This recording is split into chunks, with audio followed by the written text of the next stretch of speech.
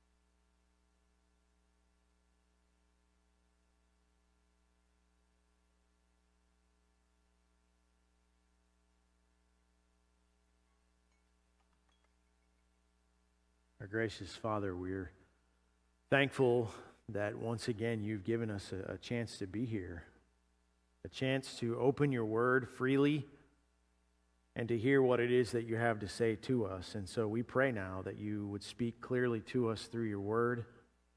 Pray for the hearts of those who are listening this morning, that we would receive your word with humility and that we would have a renewed zeal and desire to love you and to love others well, empowered by you. We pray this in Christ's name. Amen. During my first couple years in college, I worked part-time at a shoe store, a retail shoe store near my parents' house. In retrospect, looking back 20 plus years on, I'm glad that I did that, but I found a lot about the job at the time to be very frustrating.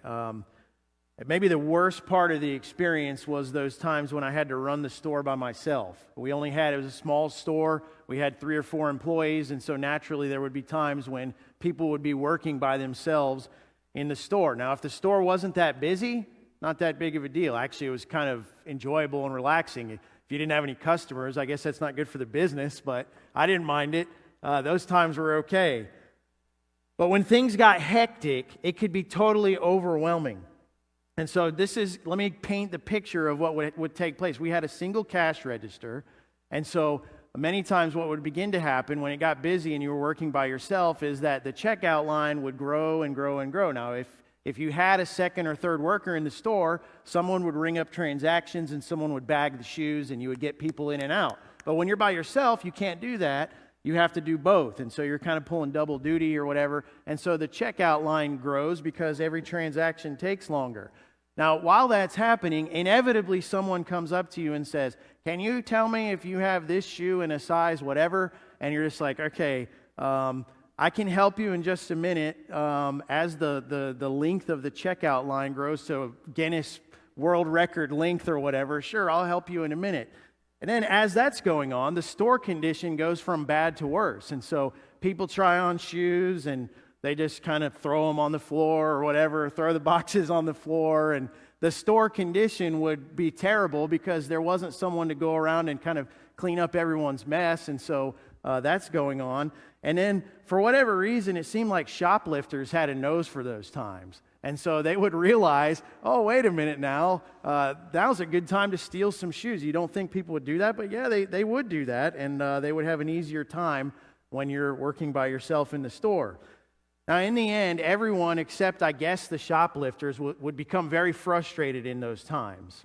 If you're the worker, you're frustrated because you're just like, okay, I can't do this anymore. This is crazy. You almost want to lock the door or whatever, like, no more can come in right now. I never did that, but I was tempted to. But the customers weren't exactly thrilled either, because what they're experiencing is frustration. Why is this taking so long? I just need some help. I'm just coming to buy some shoes or whatever. Sometimes in exasperation, they would come up and they would say, "Are you the only one working here?" Now, that was a quandary because management had told us, do not tell them that you're the only one working here. And so you're like, yeah, there's someone else that works here. I don't know, just come up with some way to be general and not lie. I don't know. I don't miss those days, I promise you. Well, in a sense, my experience selling shoes back in the 1990s is similar to Moses' experience with the Israelites after they left Egypt, as we saw in our passage this morning.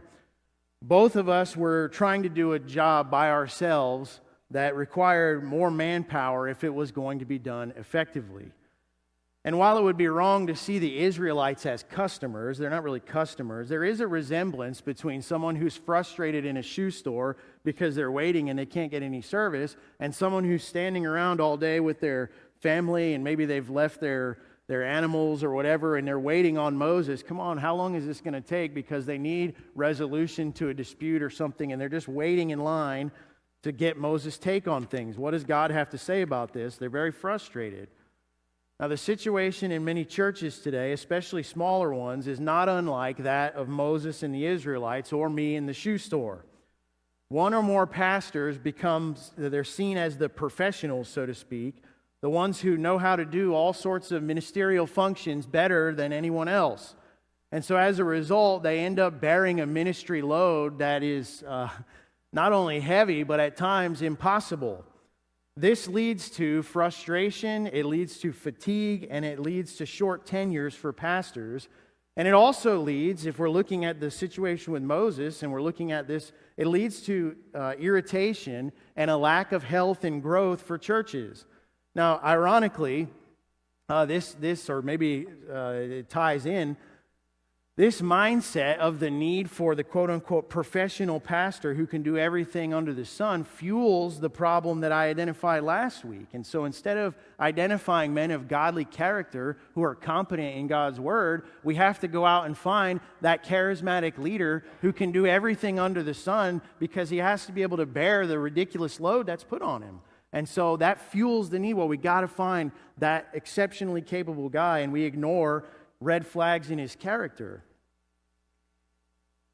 This question, or the question that we should be asking, is this: is this how God intended His church to operate? Right? Or is this just another instance of churches following culture over Scripture? And so what does God say in His Word? God says that pastors are supposed to equip and empower others for ministry. That's Ephesians 4. I'll get there later in the sermon, but that's the model that God lays out in His Word. Here's what we do. We look for the quote-unquote professional pastor who can be a one-man show. That's what we're often looking for. And so we're going to flesh that out today. We're going to consider 3 lessons from the passage this morning, and then we're going to flesh out how those things apply in modern church life. So let's look at the first lesson this morning from Exodus chapter 18. The first lesson is this: some loads are too heavy to bear alone.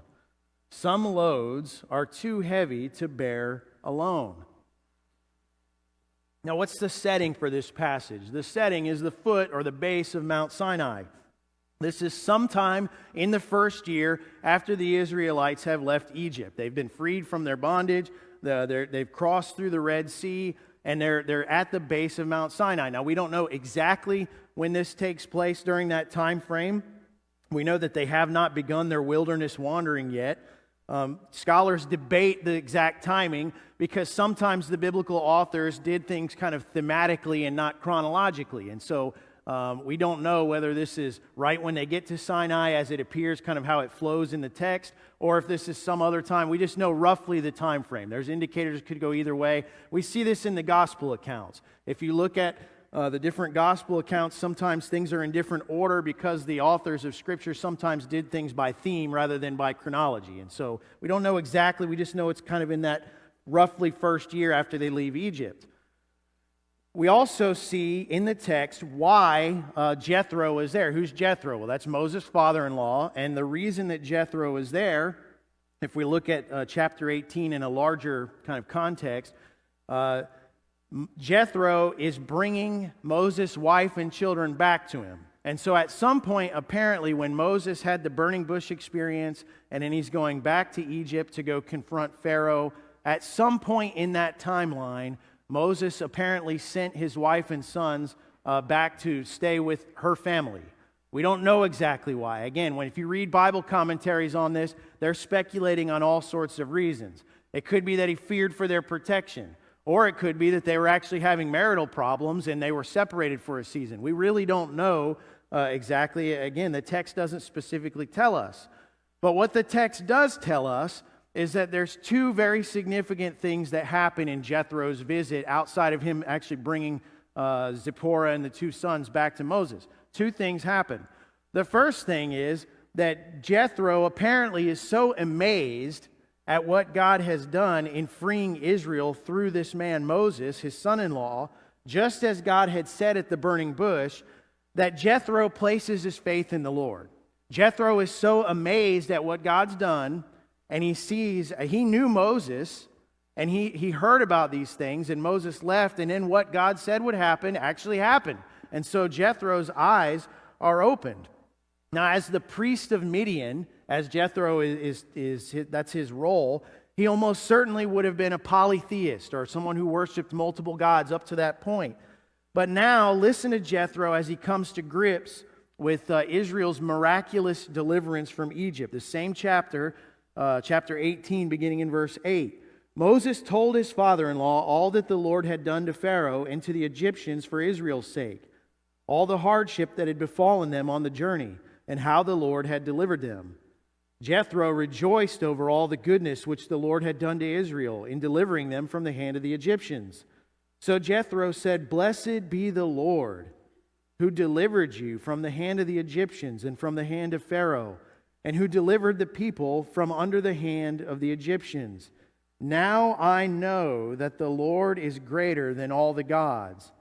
Indeed, it was proven when they dealt proudly against the people." Then Jethro, Moses' father-in-law, took a burnt offering and sacrifices for God, and Aaron came with all the elders of Israel to eat a meal with Moses' father-in-law before the Lord. And so there truly is no one like the Lord.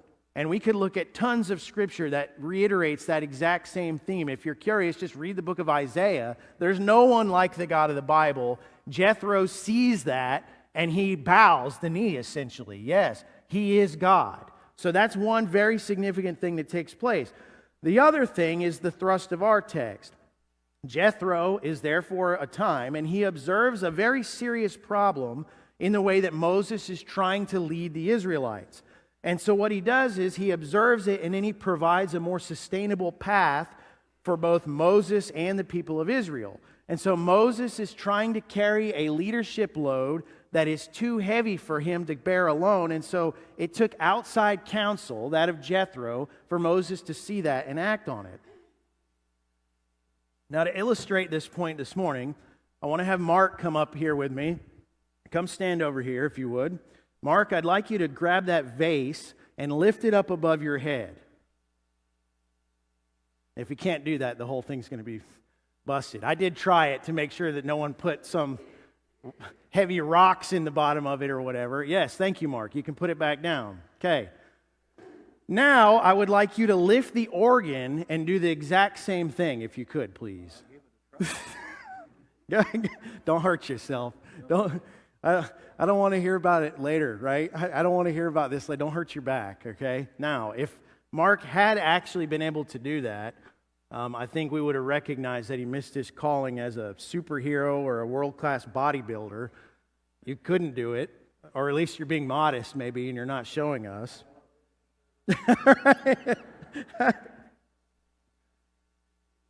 Why couldn't Mark lift the organ?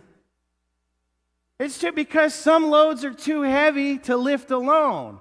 Now, I could grab several folks here in the room and we could go over there, and I'm sure we could probably get the organ up and we could move it wherever we wanted to do it. But he can't do it by himself. Why? It's very simple, and we all understand that, because the load is too heavy to bear alone. Very simple. Well, the same was true with the people of Israel. Moses rightly felt the burden of leadership. He was God's chosen leader for Israel in that season. And he took his responsibility seriously. You can't call him lazy. He took it seriously.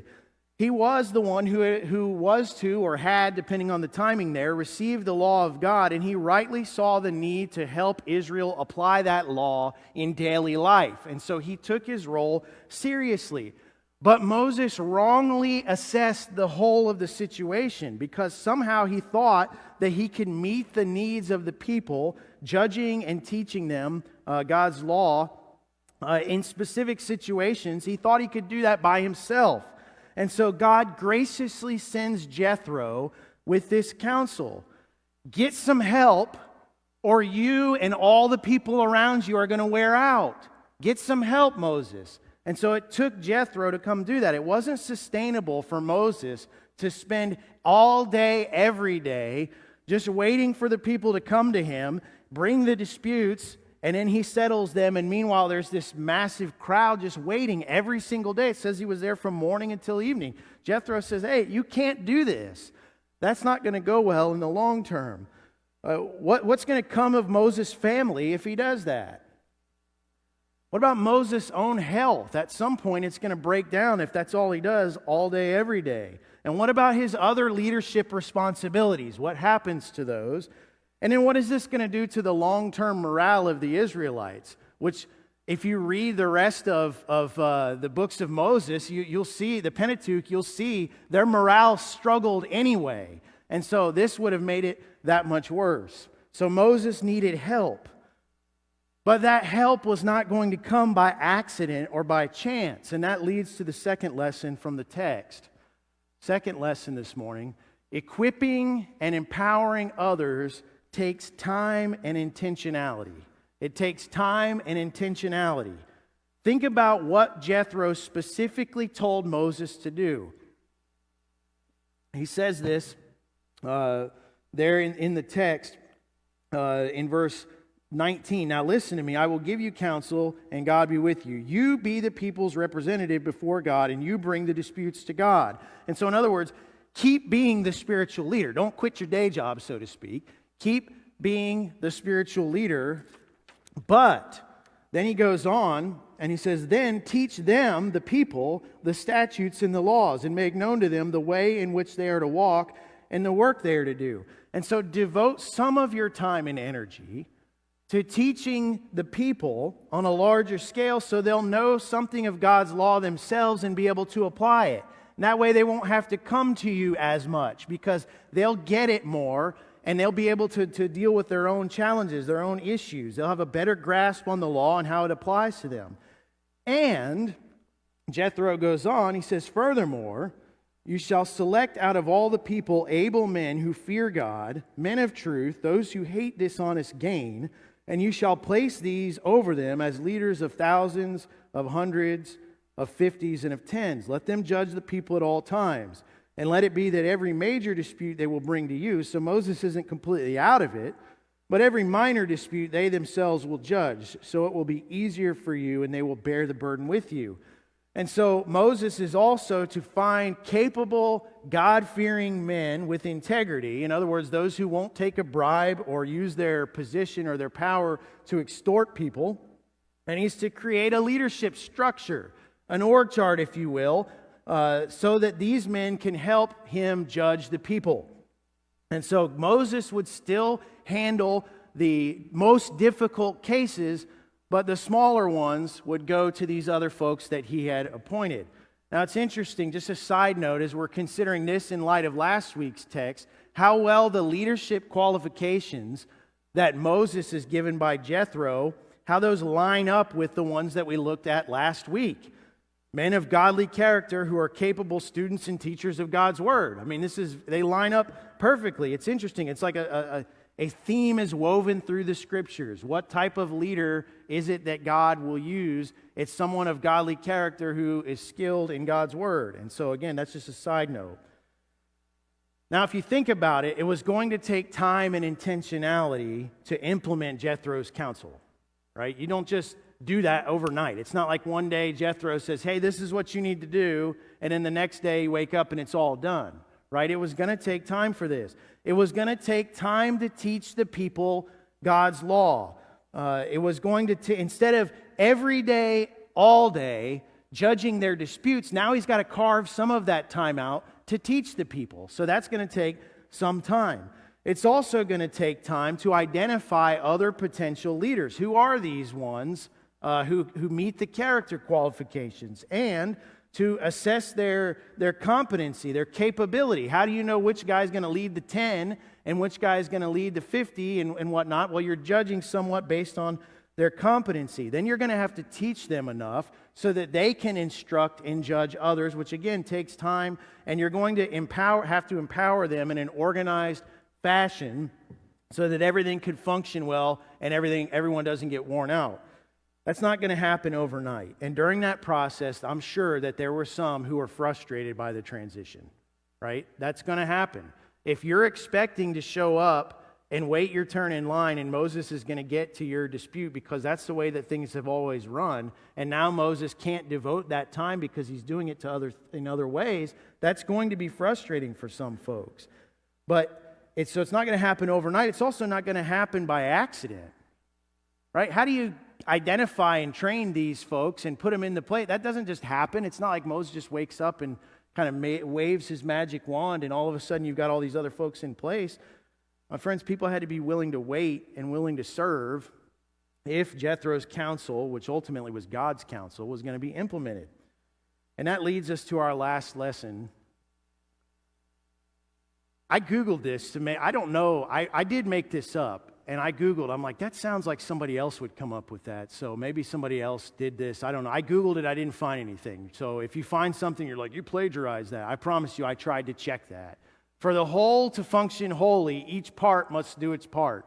It's uncharacteristic, whatever, but there you go. It doesn't sound engineer-esque, I guess, but hey, it's catchy, I guess. For the whole to function wholly, each part must do its part. Verses 24 through 26 show that Moses did what Jethro asked him to or advised him to do.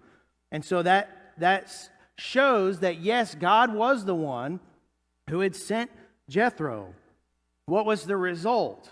Well, the result was that Moses did not wear out prematurely, right? He led them for another 4 decades. And so he didn't wear out prematurely. He was able to lead them for 4 more decades. And though the people would often complain against Moses during that period, the source or the root of their complaining was their unbelief and their sinful cravings, not because Moses wasn't leading them capably. But you look at the instances of rebellion, It's because they don't like the food, or they don't like that it's hard, or whatever. It's not because of Moses himself. And so the evidence of that, we see in Deuteronomy chapter 34, which records Moses' death. Right? What happens when Moses dies? They mourn for him for a month. It's like a national tragedy that Moses died. You say, what's the big deal about that? Well, read the accounts of the kings in 1st and 2nd Kings or in 1st and 2nd Chronicles, and you'll see that that was not always the case when the leaders of the people died. Sometimes the people had the attitude, good riddance, right? It says they did not make a fire for him or whatever. Like, they just kind of, okay, we're done with him, let's bring somebody else in. Not so with Moses, because Moses did what Jethro said. But it would not have ended that way if Moses had kept doing things the way that he had been doing them. He would have worn out, and the people would have been worn out. The whole would not have functioned wholly if each part hadn't done its part. In fact, there's one other occasion at least that there's another area of his leadership that Moses sees that he needs help in, and God sends him the help he needs. That's during the nostalgia incident that we looked at a few weeks ago from Numbers 11. Numbers chapter 11, remember the people decided they didn't like manna anymore. What about this manna? Miraculous bread, forget that stuff. I want fish, okay? And melons and whatever else we used to have in Egypt. We were slaves. Yeah, okay, they forgot about that part. And Moses hears this. In verse 10 we pick up, says, "Now Moses heard the people weeping throughout their families, each man at the doorway of his tent. And the anger of the Lord was kindled greatly, and Moses was displeased." It wasn't just the Lord. Moses not happy either. So Moses said to the Lord, "Why have you been so hard on your servant? And why have I not found favor in your sight that you have laid the burden of all this people on me? Was it I who conceived all this people? Was it I who brought them forth that you should say to me, carry them in your bosom as a nurse carries a nursing infant to the land which you swore to their fathers? Where am I to get meat to give to all this people? For they weep before me, saying, give us meat that we may eat. I alone am not able to carry all this people." Sound familiar even from the lessons from our text? I alone am not able to carry all this people because it is too burdensome for me. So if you are going to deal thus with me, please kill me at once, if I have found favor in your sight, and do not let me see my wretchedness. The Lord therefore said to Moses, "Gather for me 70 men from the elders of Israel, whom you know to be the elders of the people and their officers, and bring them to the tent of meeting, and let them take their stand there with you. Then I will come down and speak with you there, and I will take of the Spirit who is upon you, and will put him upon them, and they shall bear the burden of the people with you, so that you will not bear it all alone." As I was writing this, it reminded me of this cleanup song that I've heard and sung with small children many times whenever I've had to take care of small children. I Googled it. The internet does not lie, right? The internet says it was a Barney song, but I'm thinking maybe they got it from somewhere. Tell me if you know this song. Clean up, clean up. Somebody else sing it. Clean up, clean up. Yes. If you didn't hear that, clean up, clean up. Everybody, everywhere. Clean up, everybody do your share. It reminds me of that. Everybody do their share. Now we're on the cusp of the application here, but before we get there, I want us to consider a couple of very important things. First of all, I want us to consider how this ties into the gospel. Okay, we don't ever go to a text and not think about the gospel here. We have to do that. I feel compelled every sermon to include the gospel, because if we don't do that, I feel like I'm deficient, derelict of duty, so to speak. So I want us to think about this. Jethro's counsel enabled Moses to lead Israel for 4 more decades. Now that's an amazing feat when you consider that Moses died at age 120. That's pretty good. That's pretty significant. But in the end, Moses was not able to lead Israel into the promised land. Why? Because he was too old? No, because of his sin. It was because of his sin. Moses disobeyed God's instructions when Israel was complaining about the water situation, which they did on multiple occasions. God said, "Speak to the rock." In his anger and frustration, Moses struck the rock, and God said, "You're not going to do that. You're not going to treat me that way." And so in his anger, Moses sinned. And so Moses was not able to enter the promised land. So how did the Israelites finally make their way into the promised land? And this is where we have to zoom out and look at the larger storyline of Scripture. They made it into the promised land under Joshua. Under Joshua, Moses' successor. Now, Moses in the Scriptures often represents the law. You see Moses used in other parts of the Bible, and they're speaking of the law. Just like Moses could not get Israel into the promised land, following the moral law of God will not get you into the ultimate promised land either. No amount of effort on your own hard work or whatever can overcome the burden of your sin. You will never be good enough to enter eternal life, ever. No amount of trying, striving will you ever overcome your sin, because our sin earns for us death and wrath, not peace and life.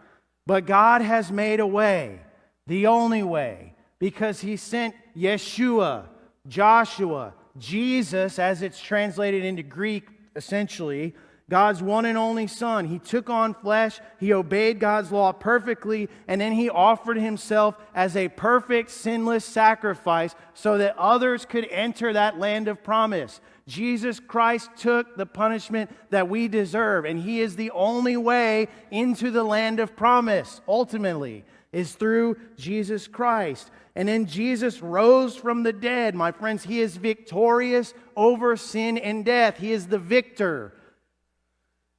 The question for us today is, do you know Jesus?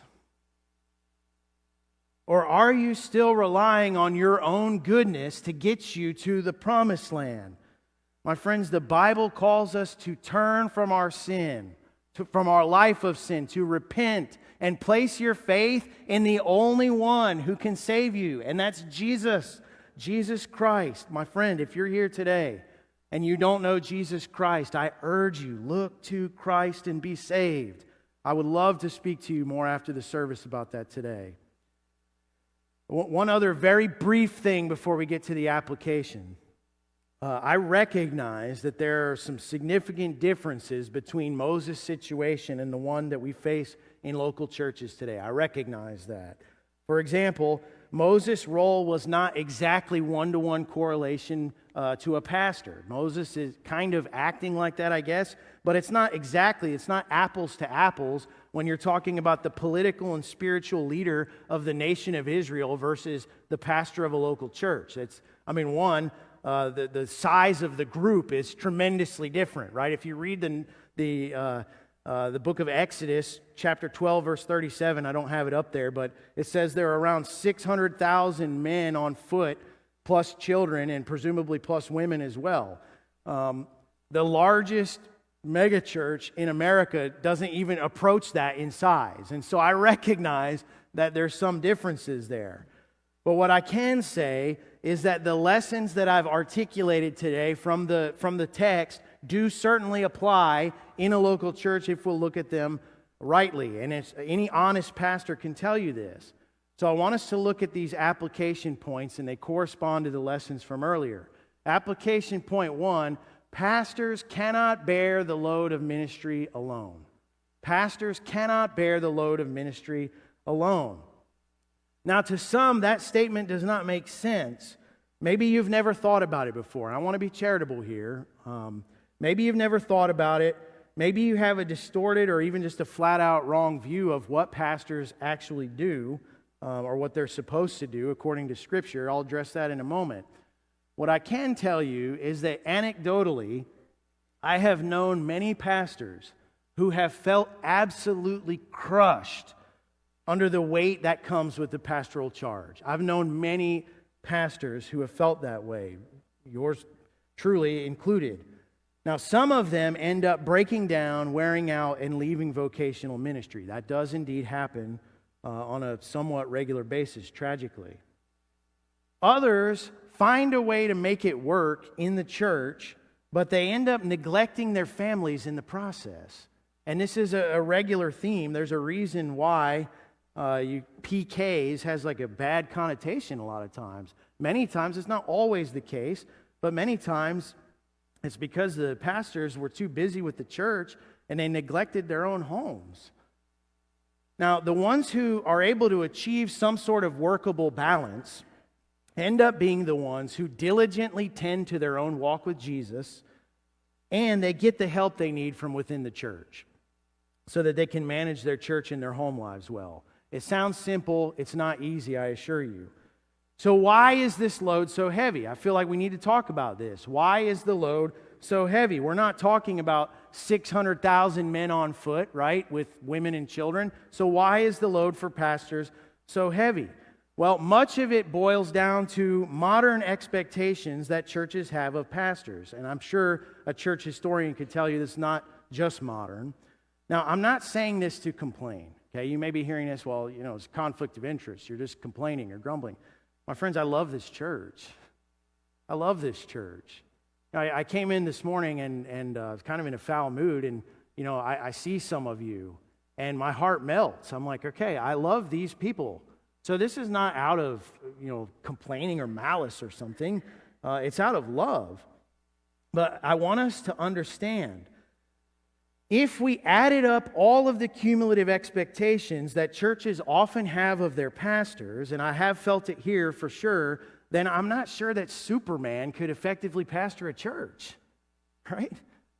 I think that's mythical, right? I don't think you can go to the planet Krypton and find your new pastor. I don't think that's possible. Maybe it is. Hey, I learn something new every day, right? The problem is that folks often have out-of-balance expectations and unrealistic views of the time and energy that's needed for a well-rounded ministry. That's often what the case is. It's out of balance or they're unrealistic. And so let me clarify a bit based on my own experience here. There are some among us who may feel that I need to spend more time on sermon preparation. You may feel that the sermons could be helped if there was more depth, more clarity, and a stronger delivery.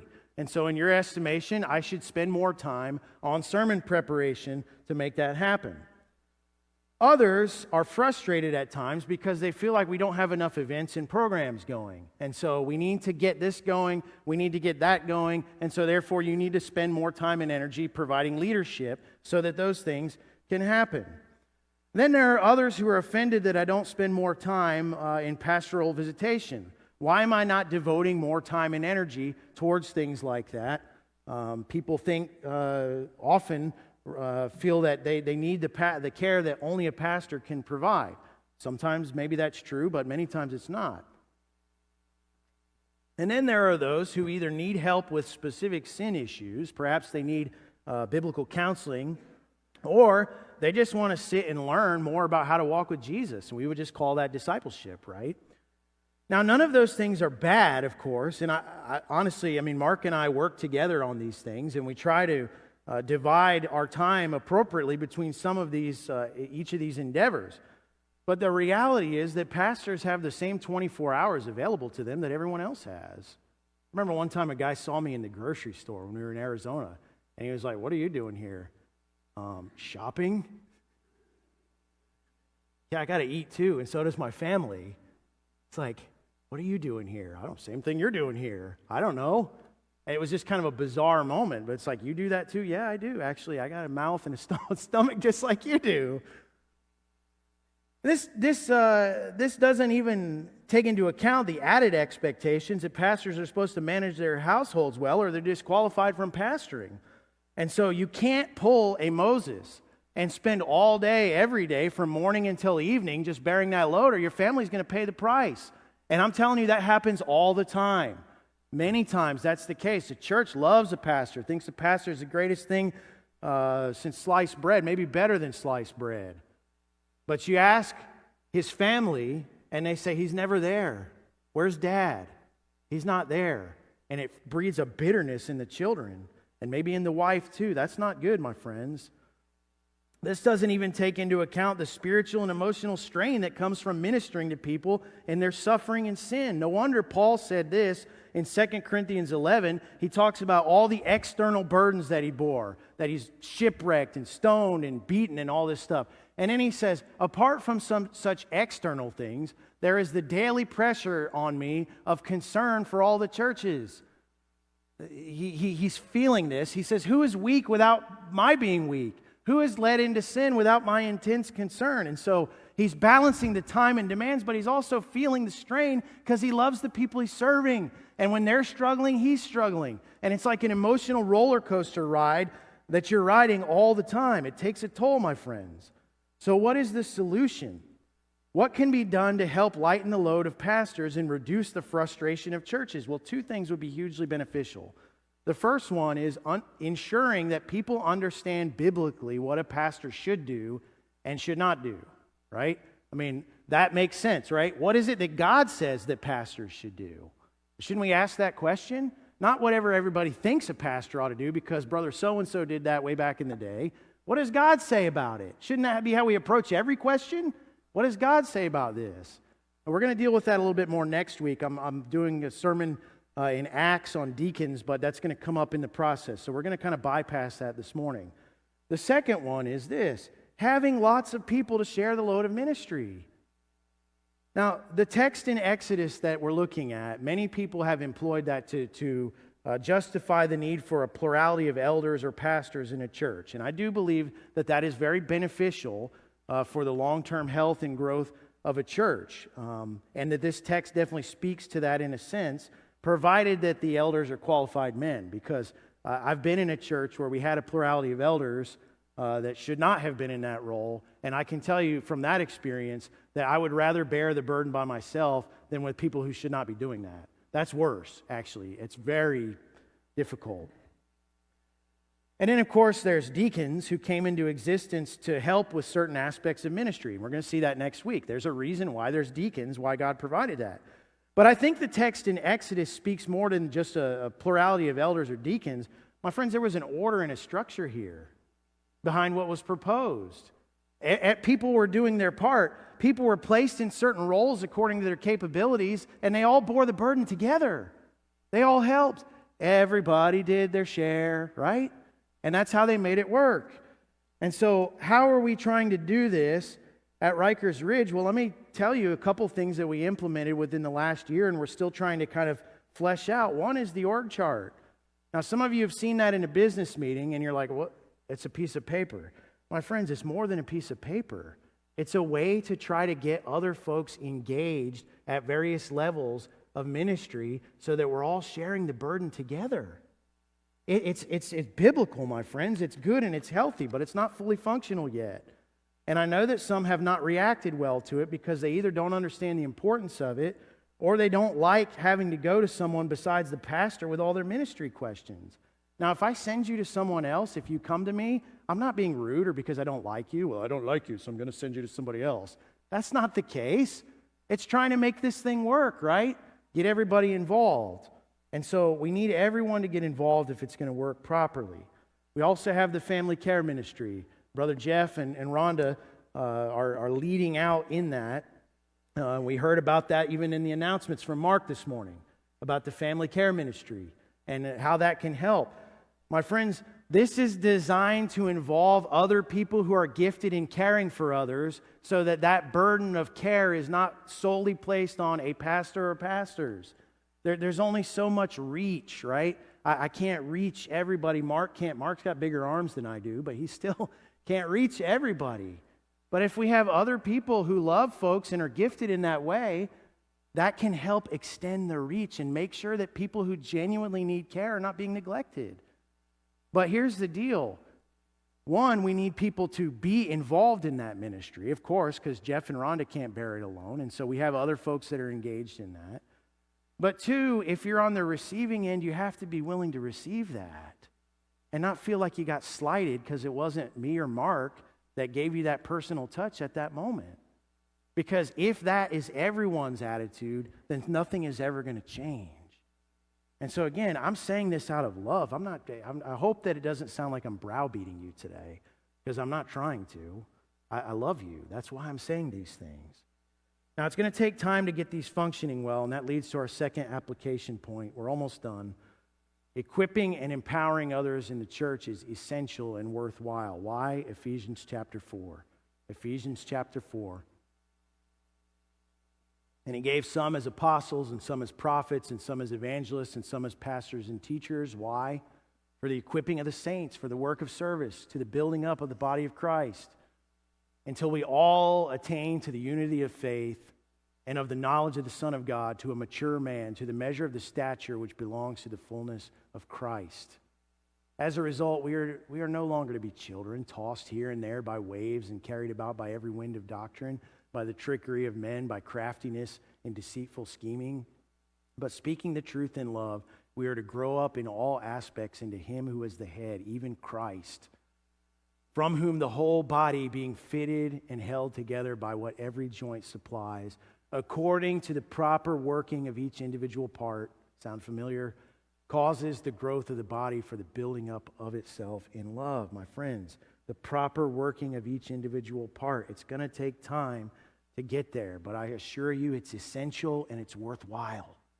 It's going to take time and effort and energy, and things have to change. And it will take time. When a church has been accustomed to being very kind of pastor-centric for a long time, this does not happen overnight. And so the question then comes to you for the third application point. Are we functioning wholly? Is each part doing its part? Now, I'm going to leave this kind of open-ended this morning. That's intentional. I want you to ponder the questions that I'm asking this afternoon and in the days to come. My friends, be introspective. Don't hear the questions I'm going to ask and then start thinking about the person down the pew from you. That guy really needs to hear that. Maybe. But maybe I need to hear it too, right? We can't listen to sermons that way. If we're listening to sermons all the time thinking that person, you look across the sanctuary, that guy needs to hear it. Not you. I'm sure I know you're listening. If we're thinking that and we never think about, man, I need to hear that. Something's wrong in here, guys. Because when I'm doing the sermons, I'm wrestling with these issues myself. We all should be. So let me close with some questions. I want us to ask ourselves, am I doing all that I can so that the whole can function wholly? Or in other words, am I as a part doing my part? Am I as a part doing my part? Or how about the expectations part that I spoke of today? Am I a part of the problem when it comes to having unrealistic expectations of my pastors? Are my expectations of the pastors self-centered? In other words, I want the pastor to do this, so I think that's what he ought to be doing. Well, that's fine, but I mean, what does God say about it? Are my expectations of myself and my fellow church members too low? Right? If we're all supposed to be bearing the burden. I remember one time, I think it was around the time Melinda and I got married. Anybody ever try to pick up one of those old washing machines? They had like concrete, or it felt like it had rocks or something in the bottom of them. Washing machines are way less heavy than they used to be, I can tell you that. This was like some 70s washing machine on a second floor apartment. And there was 4 grown men lifting that thing and carrying it down the stairs. And I remember at some point the weight shifted and it was all on me. And all I did was say, oh. That's probably why I have back problems now. Those other guys recognized very quickly, whoa, we don't have any load here. This guy has all the load. And they tried to compensate for that and get me out of that situation. Are we evaluating ourselves? Am I doing my part? Am I carrying the load so that we can do this together? And then the question naturally goes, how can I help? How can I contribute to the long-term health and life of this particular church family? How can I help bear the overall load? For God's glory. There's goodness in this. This isn't just pastor talk. This is God's word, encouraging, exhorting us all together to link arms and serve for the greater cause of Christ so that Christ might be exalted. People's People changed, transformed by the good news of Jesus Christ. God can do that. Will we be faithful? Let's pray. Father, thank you for your word today to us. We thank you for the way that you used Jethro and Moses and how you gave wisdom there. So God, we pray that you give us wisdom and that you give us humble hearts as Moses had. As your word tells us he was the most humble man who ever lived.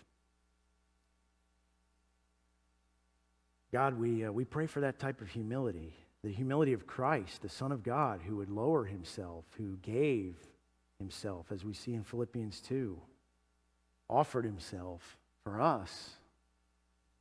Give us that type of humility as we consider these things.